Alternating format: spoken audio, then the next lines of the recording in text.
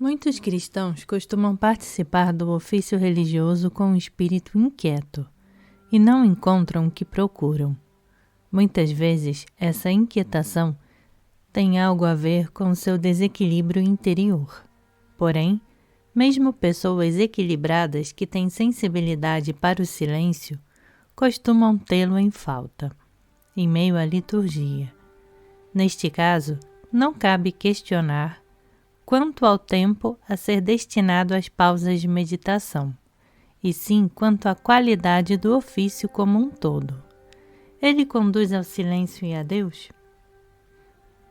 Não é verdade que muitos sacerdotes e fiéis ocultam sob uma constante agitação a sua falta de alcance ao silêncio? Pessoas sensíveis percebem se um ofício celebra a realização do silêncio, ou a dissipação e o vazio interior. Nos primórdios da Igreja, o culto era também ligado à mística, e os cristãos tinham experiências profundas de unificação com Deus durante a liturgia. A mística grega é, em primeira instância, uma mística da observação, e a liturgia era, para os líderes da Igreja, um espetáculo sagrado.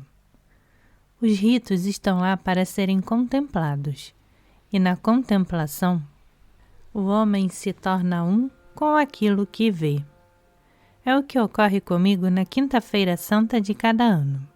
Uns 30 jovens, em silenciosa procissão, levam da nave ao altar os cálices do vinho e das hóstias, os círios e as flores.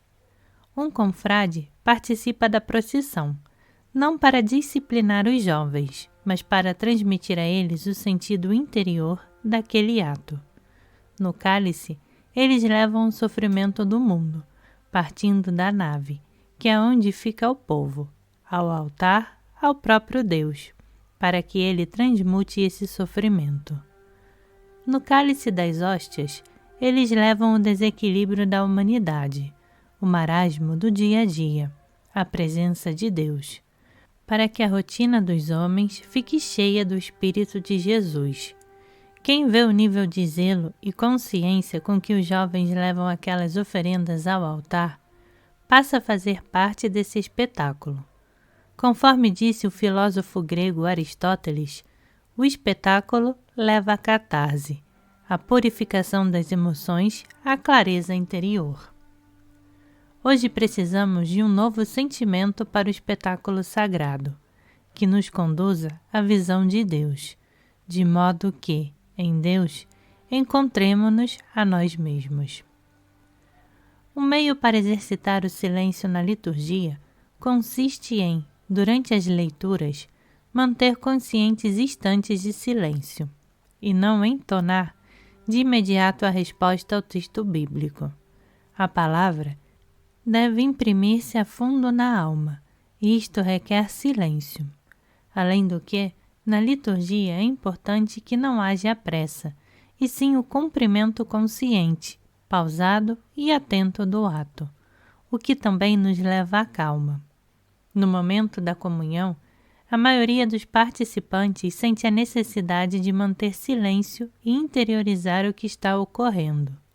No pão e no vinho, eles absorveram Cristo e querem deixar-se tocar cada vez mais a fundo pelo silêncio do Espírito de Jesus Cristo, em seus corpos e almas. Nos sentimentos, no decorrer do dia e nos relacionamentos. Em muitas igrejas estabelece-se, durante a comunhão, um denso silêncio, perturbado apenas por alguns inquietos que se mexem ou tossem aqui e ali. Essa inquietação é geralmente uma expressão do incômodo que sentem, ou uma resistência interna contra o silêncio. Geralmente, encerro minhas palestras com um ritual vespertino. Nesta prática, ocorrem experiências muito variadas. Muitas vezes estabelece-se um silêncio magnífico, mas há ocasiões em que o ambiente fica inquieto, e nesses momentos costumo sentir que justamente entre devotos mais se tosse e mais ruídos de gente se mexendo se escuta, do que entre pessoas não afeitas à religião. A olhos vistos, são exatamente essas pessoas afastadas da igreja que têm um grande anseio espiritual e sentem a necessidade do silêncio. Estes, com frequência, vêm me dizer, depois da palestra, que para eles o silêncio é o mais importante. Por outro lado, aparecem muitas pessoas engajadas na igreja e conhecedoras de todo tipo de ofício litúrgico, que com todo o seu histórico de ativismo religioso do silêncio, não fazem mais que ocultar, sob a capa das práticas devotas, o seu vazio interior. Um ofício celebrado por tais pessoas raras vezes terá um silêncio autêntico, mas facilmente estará impregnado de atuação ou de encenação. Sempre terá que acontecer algo, porque o silêncio e a verdade interior de cada um devem estar fora do caminho.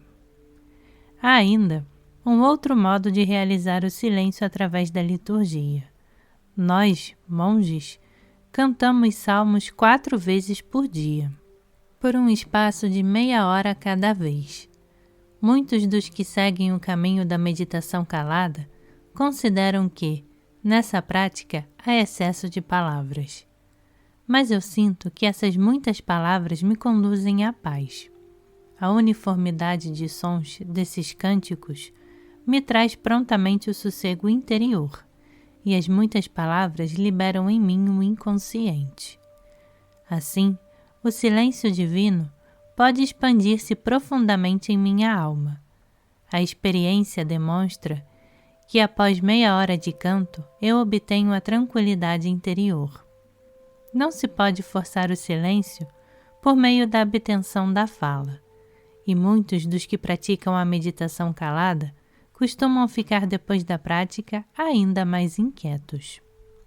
O canto, pelo contrário, cativa o espírito e desbloqueia os sentimentos, que geralmente não se liberam com a mera cessação da fala. Um dos visitantes do nosso mosteiro assim descreveu suas experiências após várias orações do coro. Eu me senti como numa praia. As ondas purificavam a praia cada vez mais e a areia ficava cada vez mais lisa. Depois da prece cantada, eu me senti purificado e serenado. Estive 2 vezes no Monte Athos, no mosteiro romeno. Passei uma noite inteira na liturgia da festa da Transfiguração. O ofício religioso durou em torno de 7 horas. Os cantos eram seguidamente repetidos, leituras eram proferidas e, por fim, foi celebrada a Eucaristia. Eu não entendi as palavras, mas, não obstante, aquelas 7 horas me conduziram a um profundo silêncio interior. A Igreja Oriental ama a liturgia longa. Eles consideram que não podemos estar atentos o tempo todo, mas acreditam que o longo tempo de canto e prece retira o homem da sua rotina sem sossego e leva-o a um outro mundo, ao mundo de Deus. Durante a liturgia, o céu se abre acima dos homens. Isso transforma sua existência na terra. A Igreja Ocidental também conhece liturgias longas, principalmente as dos dias santos. Durante 25 anos, estive ligado ao trabalho com a juventude, e na noite de São Silvestre, Ano Novo, a partir das 21 horas, celebrávamos um ofício que costumava demorar até umas 7 horas. Lá cantávamos, calávamos, dançávamos. Em procissão, cantando sempre um mesmo mote, percorríamos a grande igreja da abadia. Nossa entrega a tão longa liturgia nos levava ao sossego e, ao mesmo tempo, à alegria interior. A noite de Páscoa, na igreja da abadia, costuma durar 3 horas. Mesmo quando não estou continuamente atento ao ofício, sinto que essas 3 horas produzem algo em meu ser. Ao término, fico tomado por um silêncio que não consigo alcançar, pela meditação calada.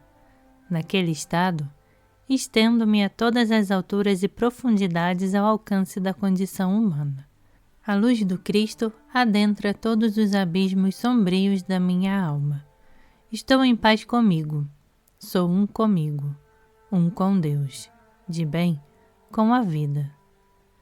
Em muitas paróquias, não se pode ter ofícios com mais de 45 minutos, porque os participantes começariam a ficar agitados. Naturalmente, há também muitos cultos cujo tempo é estendido artificialmente. Mas quando já não se tem ânimo para dedicar algum tempo ao serviço de Deus, também não se pode esperar que algo progrida. Ali não ocorrerá silêncio algum, e o visitante de fora achará que nada mais se realiza além de um dever. Precisamos ter espírito ativo para que possamos recuperar em nossas igrejas ocidentais a normalidade do tempo reservado ao serviço de Deus. Assim, o ofício voltará a nos trazer a experiência do silêncio, e nós entenderemos por que, para a Igreja, em seus primórdios, a mística se estendia ao culto. No mistério da liturgia, o mistério de Deus está presente. Nós somos iniciados no mistério do amor de Deus. Na liturgia, é retirado o véu que tudo cobre, e podemos captar uma visão do invisível, do mistério do Deus inconcebível.